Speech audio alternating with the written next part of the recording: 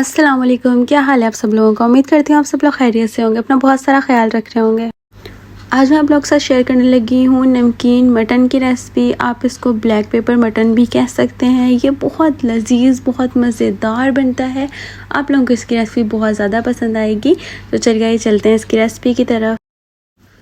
इसको बनाने के लिए हमें कुछ चीज़ें चाहिए होंगी। इसके लिए हमें सॉल्ट चाहिए होगा, इसके लिए हमें धनिया चाहिए होगा, अदरक बारीक कट करके मैंने रख लिया है। इसके लिए हमें हरी मिर्चें चाहिए होंगी थोड़ी सी, 2 से 3 अदद। इसके लिए हमें बटर चाहिए होगा। इसके लिए हमें टमाटर चाहिए होंगे 2 अदद। और इसके लिए हमें लहसुन अदरक का पेस्ट चाहिए होगा। और इसके लिए हमें प्याज चाहिए होगा एक बड़ा वाला। और इसके लिए हमें ब्लैक पेपर चाहिए होगी। और मोस्ट इम्पॉर्टेंट हमें इसके लिए मटन चाहिए होगा। बहुत सिंपल, बहुत सादी सी रेसिपी है। सबसे पहले हम ऑयल लेंगे किसी बर्तन में।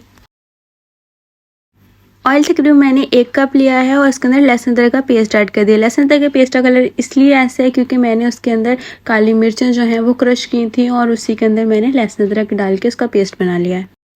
लहसुन अदरक का पेस्ट जब अच्छे तरीके से भून जाएगा, ऑयल छोड़ देगा, तो हम इसके अंदर मटन ऐड कर देंगे। मटन ऐड करके भी हम इसको अच्छे तरीके से भून लेंगे। जिस तरह से मैं भून रही हूँ उसको कलर चेंज होने तक हमने भूनना है। ये देखिए इस तरह का कुछ मटन का कलर हो जाएगा। इस तरह से जब ये कलर चेंज कर लेगा तो हम इसके अंदर प्याज ऐड कर देंगे। अब हम प्याज ऐड करके भी इनको भूनेंगे।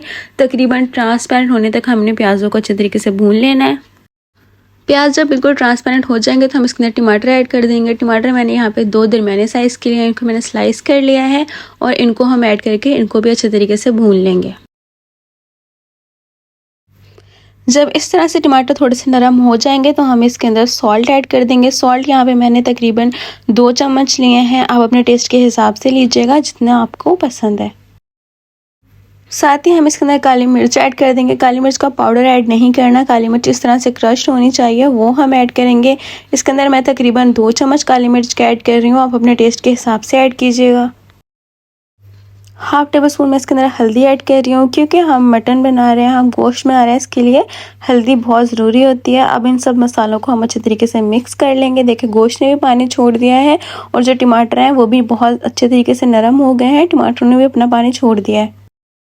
मीडियम फ्लेम पर हम बहुत अच्छे तरीके से इस सारे गोश्त को भून लेंगे जिस तरह से मैं भून रही हूँ। भुनाई में कंजूसी नहीं करनी है, इसको अच्छे तरीके से भूनना है। जितनी अच्छे तरीके से आप भूनेंगे उतना अच्छा ये टेस्टी बनेगा और उतना अच्छा ही ये मज़े का गल भी जाएगा। ये देखिए अच्छा सा कलर आ चुका है। पानी जो था वो सारा ऑलमोस्ट ड्राई हो चुका है। जो थोड़ा सा पानी भी रहता है वो भी हम ड्राई कर लेंगे। इसके अंदर मैंने हरी मिर्चें ऐड कर दी हैं साथ ही हम इसको अच्छे तरीके से आप भून लेंगे। इसको अच्छे से भूनना है, इसका पानी बिल्कुल ड्राई करना है। जितनी अच्छी आप इसकी भुनाई करेंगे उतना ही अच्छा इसका टेस्ट आएगा। इसमें से स्मेल बिल्कुल भी नहीं आएगी जो एक मटन की होती है, वो बिल्कुल ख़त्म हो जाएगी अगर आप इस तरह से इसको भूनेंगे। इसका पानी जो था, जो गोश्त का नेचुरल पानी था वो हमने सुखा दिया है। टमाटर का जो पानी था वो हमने सुखा दिया है। प्याज़ों का जो पानी थोड़ा सा था वो भी हमने सुखा दिया है। बहुत अच्छे तरीके से ये देखें ड्राई सा मीट जो है वो हमारा तैयार हो चुका है। अब हम इसके अंदर पानी ऐड करेंगे। पानी हम गोश्त गिलाने के लिए ऐड करेंगे। मैं तकरीबन जो है वो 2 गिलास पानी इसके अंदर ऐड कर रही हूँ। आपको जितनी ज़रूरत हो पानी की उतना ऐड करना है।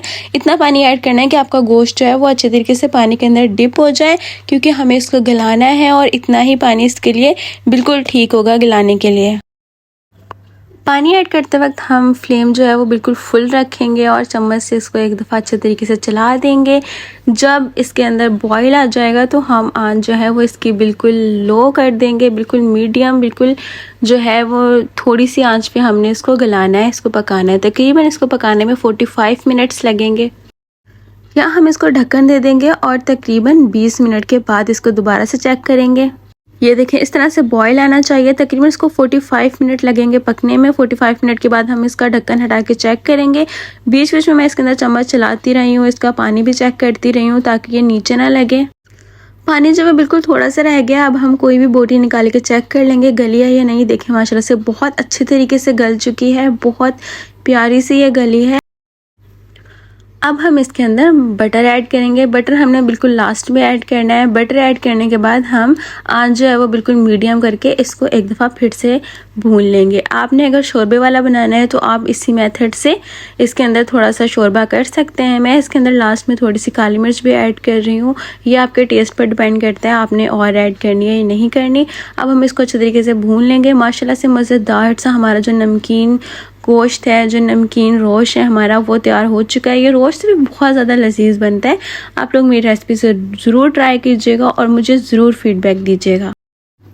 लास्ट में हम गार्निश के लिए इसके ऊपर अदरक और धनिया ऐड कर देंगे। माशाल्लाह से हमारा मज़ेदार सा जो है नमकीन गोश्त तैयार हो गया है। उम्मीद करती हूँ आपको आज की मेरी रेसिपी बहुत ज़्यादा पसंद आई होगी। अगर तो पसंद आई तो वीडियो को लाइक शेयर और कमेंट ज़रूर कर दीजिएगा, और अगर तो आप मेरे चैनल पर न्यू है तो चैनल को कर दीजिएगा सब्सक्राइब। मिलते हैं किसी नेक्स्ट वीडियो में। अपना रखिएगा बहुत सारा ख्याल। अल्लाह हाफिज़।